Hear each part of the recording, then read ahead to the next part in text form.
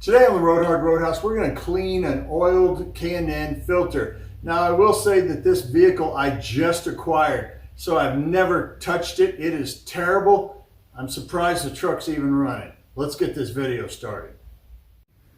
Roadhouse is sponsored by Finley River Towing in Ozark and Branson, Missouri. They'll tow anything from Springfield all the way down to Harrison, Arkansas. Speedy's Industrial Coatings. They do media blasting, powder coating, all sorts of stuff. Big or small, they do it all at Speedy's in Ozark, Missouri.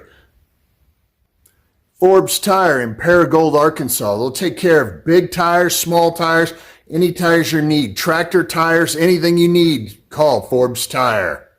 And JS Off-Road Addict. They do passenger cars, trucks, Jeeps, buggies, UTVs, ATVs, small engines. They'll do anything you got. They're doing my LS swap, doing all sorts of custom stuff to my Jeep. Upgrades, recoveries. If you're at S'more and you're breakdown out there, give them a call, JS Off-Road Addict. And one more thing, if you're heading out to S'more next year from March all the way out to Thanksgiving of 2024, give JS Off-Road a call if you need to rent anything to drive out there on the park. They've got Jeeps and side-by-sides to rent for S'more.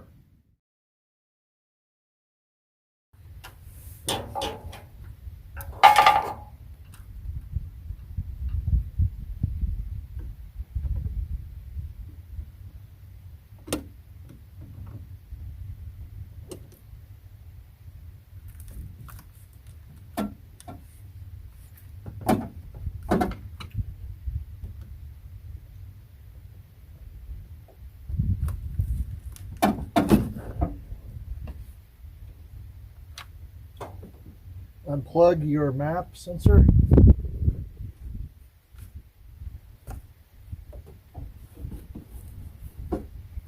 Take the whole thing out. Be a good time to start cleaning up underneath this, and you can also check your fuel filter while you're here. I'm surprised any air is getting through this thing at all.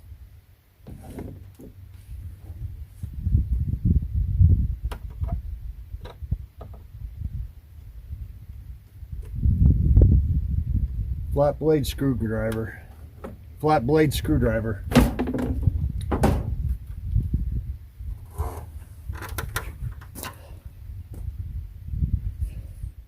I went ahead and got a brand new kit because I think it's going to take all the spray that's in it in order to do it. This thing's nasty. I don't think it's ever been done. Try to get some of this out of here before I even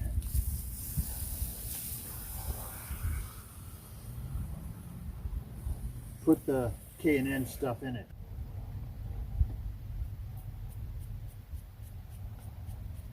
I don't know how this is going to work.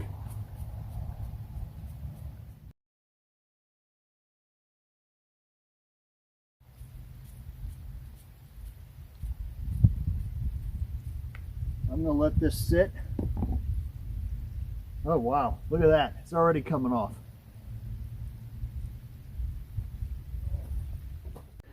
It says to wait 10 minutes before you spray this thing out. And it also says to do it from the inside out.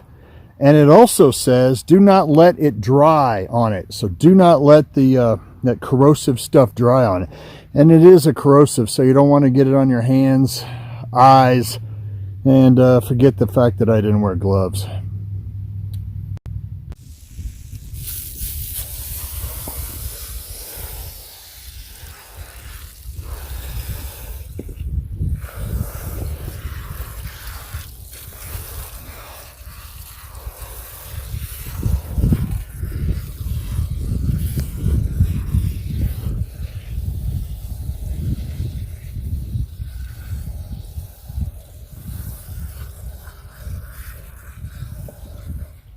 I don't think this is going to take just once.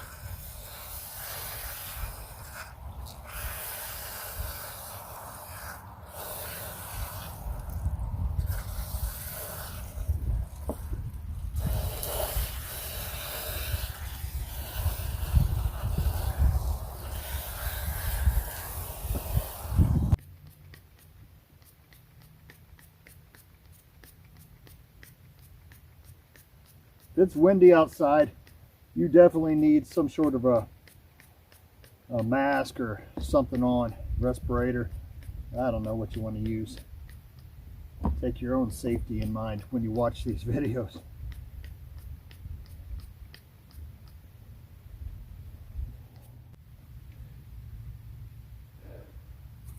I'll let it sit for another 10 minutes. While you're waiting, you should use some of this mass airflow sensor cleaner and clean up your mass airflow sensor. It's right on the top here. And go ahead and clean up the area around it. Clean it all up. Let this thing dry. Put it back together. Once again, round 2. Spray it from the inside out.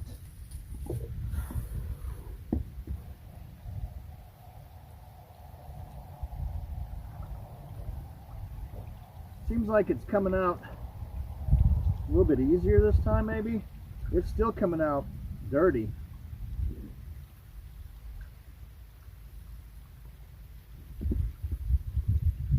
I might have to do this again.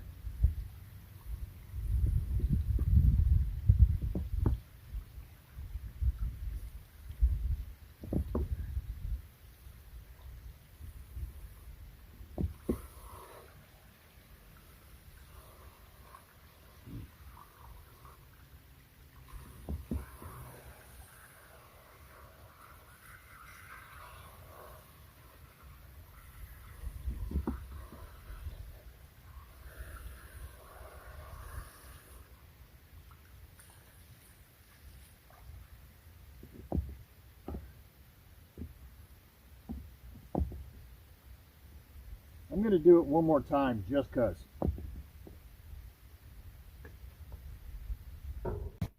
Another bit of advice.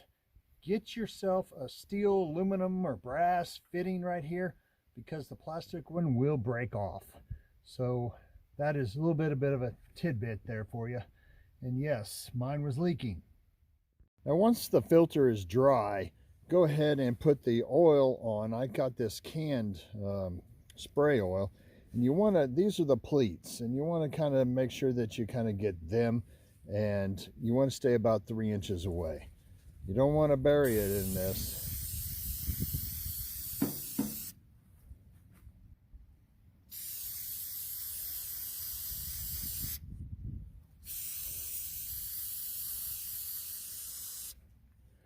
Till it gets to be that red color.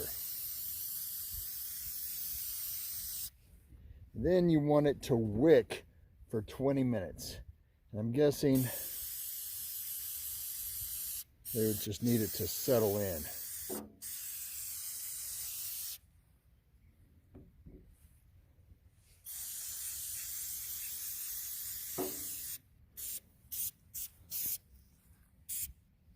There we go. I'm going to let it sit for 20 minutes. Go ahead and screw it back in just like you took it out. Make sure to collect the map sensor and start the truck.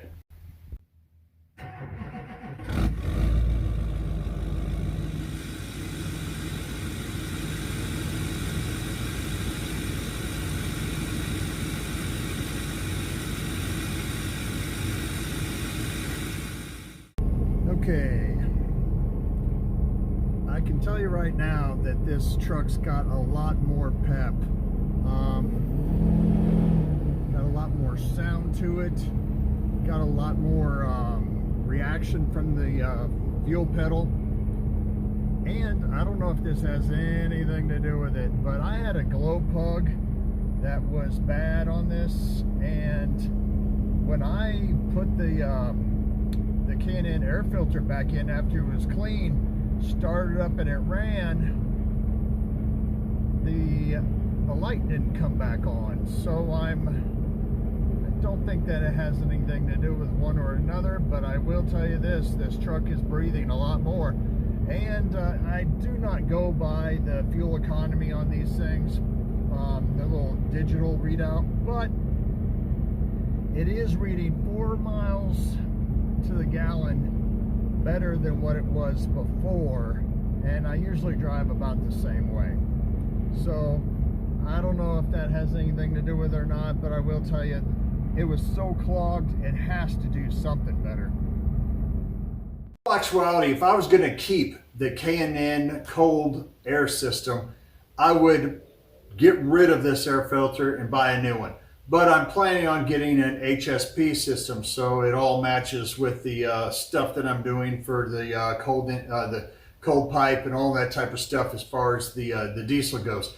So I'm not going to get, so I'm just trying to limp this K&N air filter along. I will say that I was really impressed with the improvement from mud wasp nest type cone filter to a actual where it's actually working.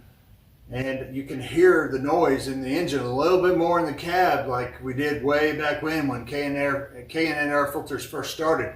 So I was glad to get it at least breathing. Thank you all for watching, liking, subscribing. If you have any comments, comment down below. Let me know in the comments if you have one of these, if you like it on your diesel. If you don't, let me know down in the comments. Thank you all for watching. And as always, if you ride her hard, don't put her away wet. When you get a vehicle that's not yours and you have to freaking change everything, it's kind of fun because you know that it's going to be good when it's done, but it's kind of a pain in the ass. Thank you all for watching.